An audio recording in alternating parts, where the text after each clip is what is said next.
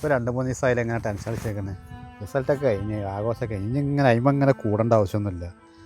തോറ്റതല്ല പ്രശ്നം, തോറ്റു പോട്ടെ. നമ്മൾ ഒപ്പം നിന്നോലെ വോട്ട് നമുക്ക് കിട്ടിയിട്ടില്ല.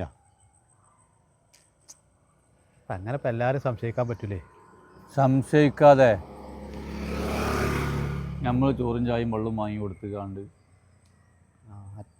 മറ്റനാ വരുന്നത് ഓലല്ലോട് നിന്നാണ്ട് നമ്മളെ ഒപ്പത്തിനൊപ്പം ഉണ്ടായിരുന്ന എനിക്ക് ആദ്യമേ സംശയമുണ്ട്. ഒപ്പത്തിനൊപ്പം ഉണ്ടായിരുന്ന ആളല്ലേ. ചോറുള്ളൂ ചിരിച്ചോണ്ടാ വരുന്നത് തന്നെ. ചോദിച്ചു നോക്കണ്ടേ?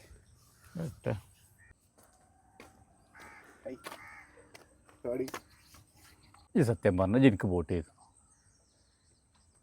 ഒരുപാട് ആൾക്കാരിൻ്റെ ഒപ്പം നടന്നു കാല് മാറിയാണ്. അതാ ചോദിച്ചത്, ഇജ്ജ് ചെയ്തണോ?